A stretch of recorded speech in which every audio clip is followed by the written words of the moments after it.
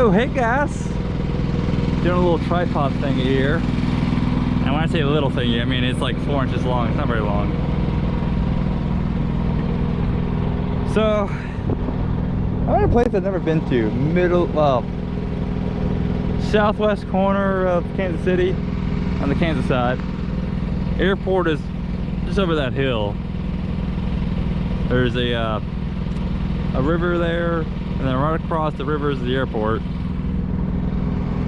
It's been a hellacious 50 days, well actually about 55 hours now. A little backstory before I show you the reason why I'm pointing away from the truck. I picked this load up out of Florida. It's an orange juice load, you know, a Umatilla place, one of my favorite places to go to. It's not like I love it, it's just easy load. We can sleep there. Our loads are generally preloaded, but you know, not a problem. Pick it up, 43,000 pounds, still not an issue. And you know, run into some traffic where I did like 587 miles in like 10.5 hours. Shitty. So now I can do 700, but it is what it is. Get north of Atlanta, and I hit downpour. Still not a problem. Trailer's doing just fine. You know what I'm saying? I'm heavy enough where I don't give a shit. And then I get about 11 to 13 miles. I don't know exactly how far away I was from Mont Eagle, Tennessee. Up there in some people like to call it dangerous hills and curves. It's really a joke. It's really not that bad. I blew a tire on the left rear inner, meaning so the far back axle inside. So you know, can't see it.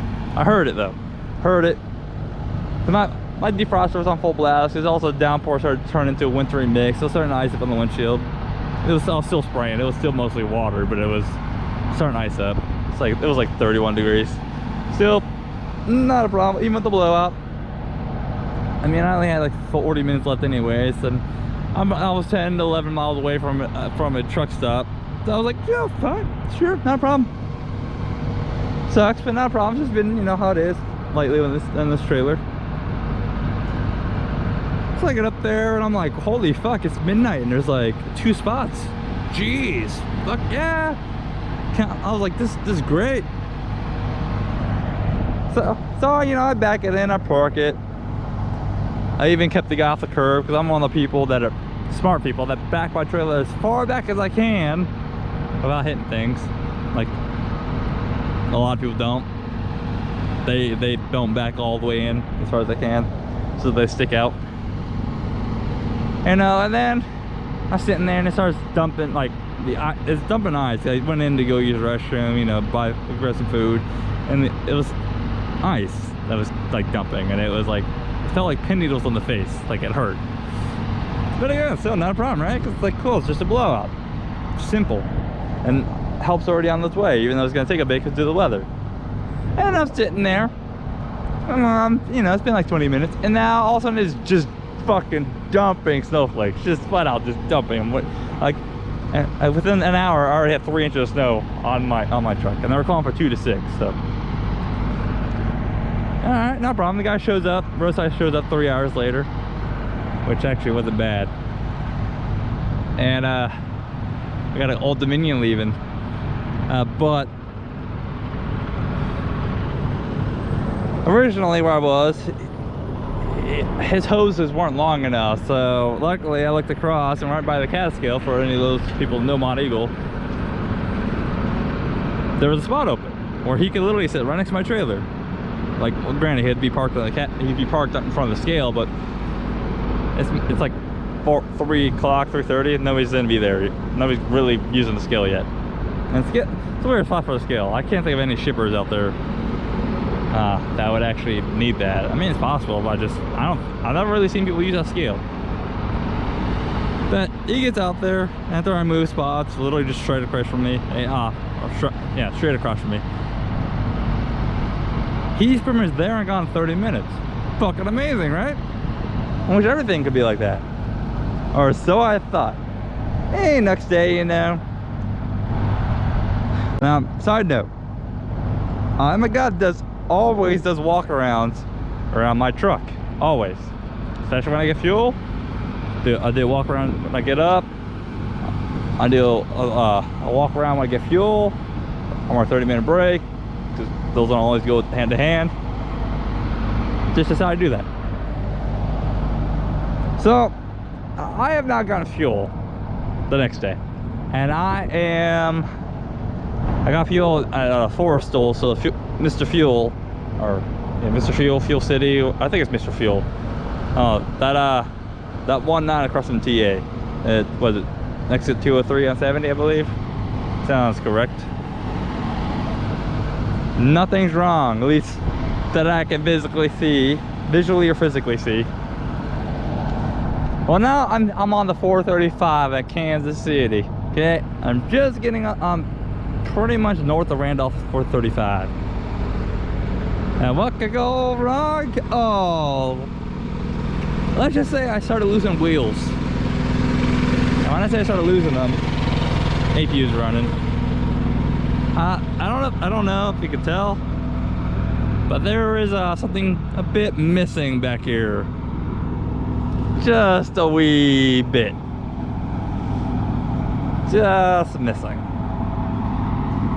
I wonder what it could be.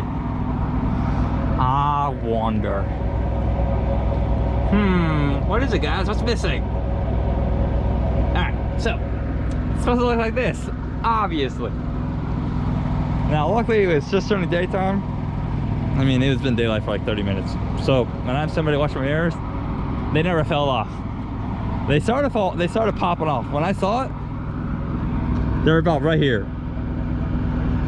Like so I mean, here's what they are. They're right about there, and we're coming off.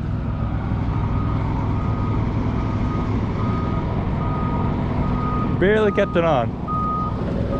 Ah, what the hell is hearing your dog? I was like, alright.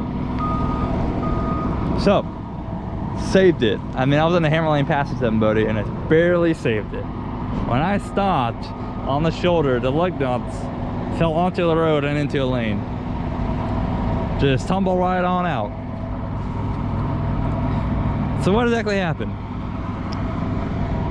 The guy didn't torque it down correctly, and eventually, even if it's not torqued down correctly, it is still hand tight. There's no way I would have known until it literally really started coming off. So when I checked at Fuel City, they're at least hand tight. But again, if they're hand tight, does not mean shit. They're gonna come loose. They need to be torqued down to the proper poundage, people. It's not hard, especially when your job literally do light repairs.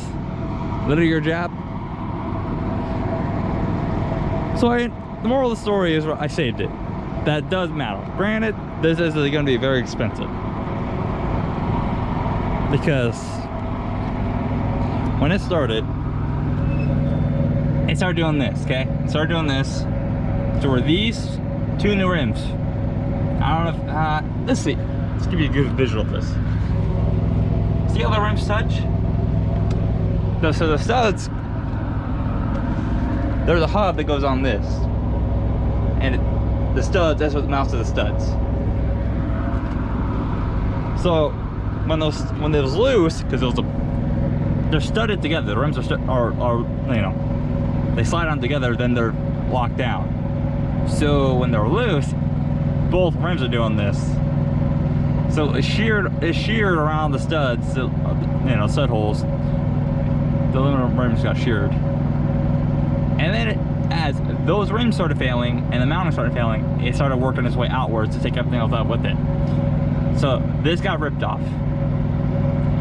That's actually what got thrown as the rims started coming off. And that's when I realized, oh shit. That's what I saw first, was this come flying off and hit the median. I was like, I caught the corner of my eye and I was like, what the fuck was that? And that's when I see the tire started to bounce out. And I was like, oh boy. quickest braking I've ever done in my life. Because I don't know about you guys, you don't know how tires work. When these come off, if you're going 70, these come shooting off like a missile. They speed up. You can be going 20, right? And these come up, they'll still eventually get more speed. Tires are some of the scariest things on the road because they're unpredictable what they do. And they can roll for miles. And they bounce too.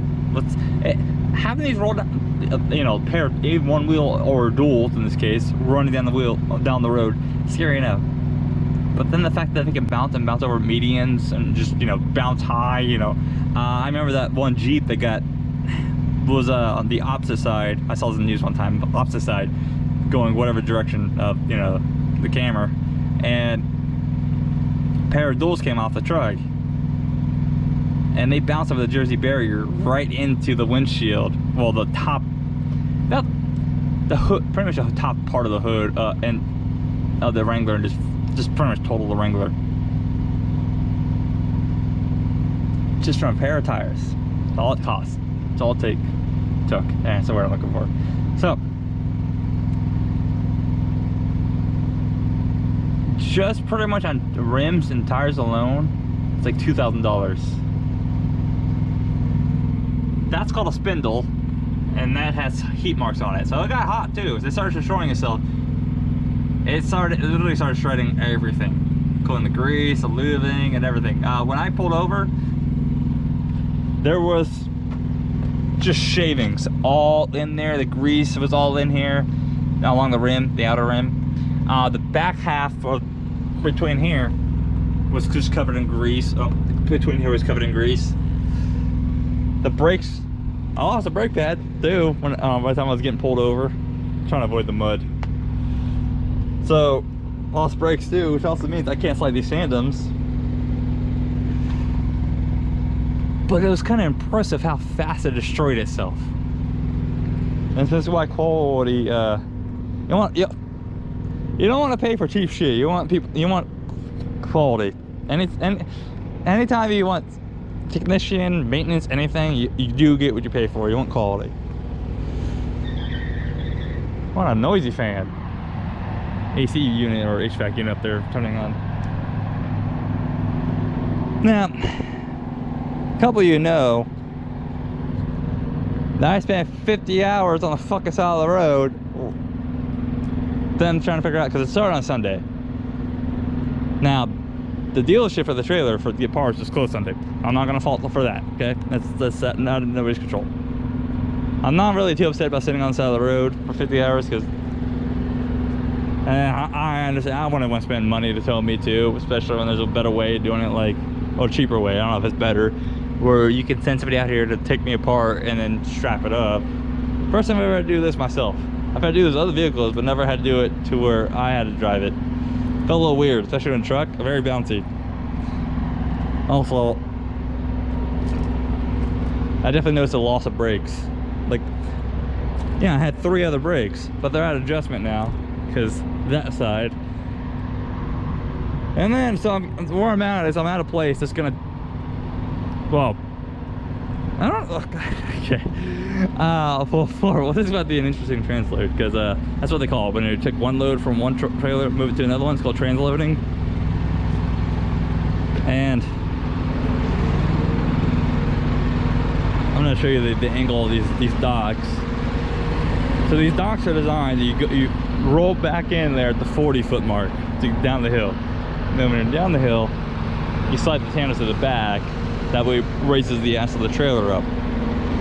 Well, obviously I can't slide my tandem, so I can get down there. I can't put myself in the dock. So what they're gonna do, most likely, is somebody's bringing me an empty trailer. Somebody's coming with an empty trailer. Due to circumstances, he should have been here today, but they leave in like an hour, so they're gonna be here. So it'll be done first thing in the morning. He'll be here in a couple hours. Oh, all the moss. That's mussy. But so they're probably gonna keep me up there on the flat part. They'll put the empty trailer in the dock. They'll probably put a pallet jack up there in my trailer and a forklift. Bring a pallet to the edge, grab have a forklift grab it, and then, you know, wheel it across the little flat concrete up their big ramp that's towards their building, and move it into the empty trailer. Now what's going to happen with this trailer is it's gonna go and get my estimate, I'm willing that we'll find it. I mean, I could probably find it out, but my estimate about $8,000 worth of repairs done. Yes, see how expensive that tech was, how much damage he did,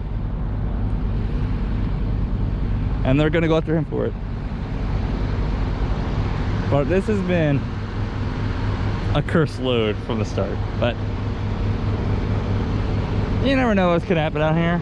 It's just, you know, this could happen to you too, guys. Like, it could happen to any driver. It doesn't matter how good you are about checking your equipment. Things happen, sometimes out of your control, sometimes because of your control.